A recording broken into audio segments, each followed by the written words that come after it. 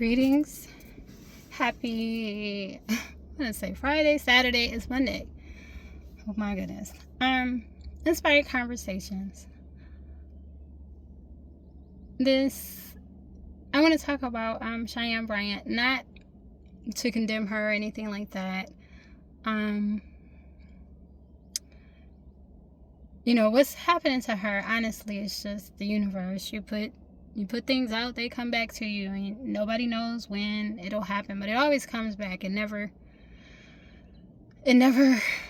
goes away. If you do something and you put it out there, if it's incorrect, a price will be paid. And she put it out publicly, so it's just returning publicly, and that's just kind of how it is. But the bigger picture for me is, why was she able to get through the radar, undetected?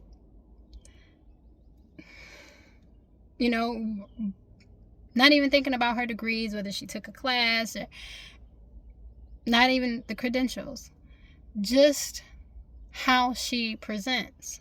And I'm not talking about her physical presentation. She's a beautiful woman. But how she presents in conversation in what she called sessions, right? Now, I've only watched her like all the way through one time. And after that, I saw clips, and I just bypassed them, because by the end of the first time I saw her, I got secondhand embarrassment for her, because it was completely incorrect how she responded to whatever.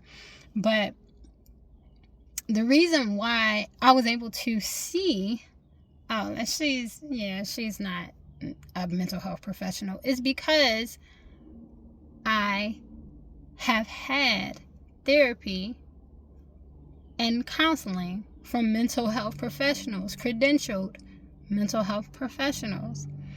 And as a culture, we don't seek out mental health professionals on a regular basis. It's not like a part of, it's a plane. It's not like, I'm at the park, yeah. It's not like a part of our, it's not a part of our culture. Therapy is like taboo, Everybody goes to therapy after the fact. Something must be wrong. But the truth is, having a mental health professional in your life and making that something that is a routine thing, like a doctor's visit, seriously, it is a preventative healing modality.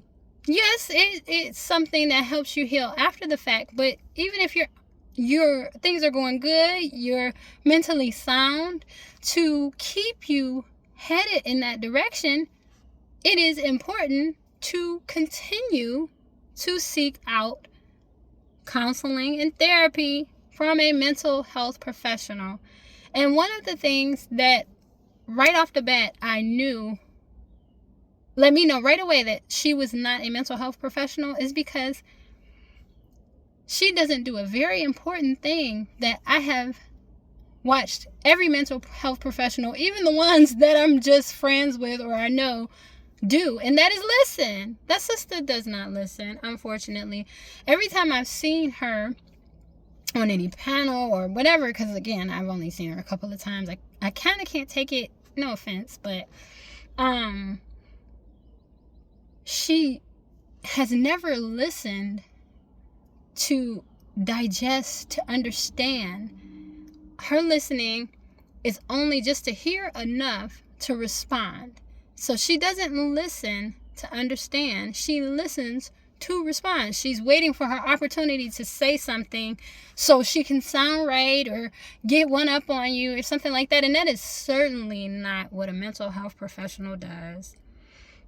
You can go to a therapy session or a counseling session, and you will find that professional, if it's 60 minutes, you may spend 55 minutes, the client, just talking, and they only talk for 5 minutes.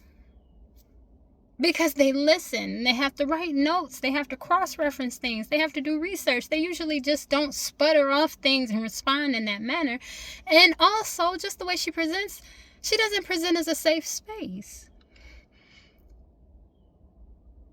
When you first off, a public place is not a safe space. So I've never gotten into those open therapy sessions, no matter who it is. That's not a safe space. So it doesn't work for me. I don't watch them. But also, there's a nurturing quality that therapists and counselors are trained to have, and she does not. There's no nurture in that sister at all. Like, nothing about her says nurture. Nothing. And it speaks more to what we don't access. We don't use our mental health professionals, the ones that's in our community. I know it might be insurance, it could be money, it could be so many different things. You know, I've gotten therapy as well as counseling for several years. My last counseling session was about 2.5 years ago. Credentialed. My teacher actually, 30 years of helping people, counseling, and again, she's credentialed. Not only is she credentialed, she's experienced. Not as a therapist, but as a counselor. And therapy I had to take as a part of a program that I went through as a survivor of domestic violence. And I did that for about 1.5 years. And it changed my life. But because I did that, I learned how therapy really goes and how therapists present. And because we don't make that like a regular practice in our community, like a scheduled doctor visit. You should schedule a therapy session and find out how you can do it. There's all types of ways to do that now. It's a preventative measure. It's not only for when things go bad, it's also to help you keep a sound mind before things go bad. And it's something that we need to access. We really need to make therapy a part of a wellness regimen. Mind, body, and soul. Eating a particular way, working out, therapy, prayer, like all of it. It is all a part of healing. And without a mental health professional helping you, you're missing something. You're missing something. So that's what I see. I see that she was able to pass through the radar simply because we don't get therapy as a collective, as a group. If that was part of who we were and part of our life on a regular basis, nobody would have believed that she was a therapist. Not to me. So let's get therapy, y'all. So we know what it looks like when somebody's actually trying to help you and not trying to one up on you. Y'all be well and stay well. Peace.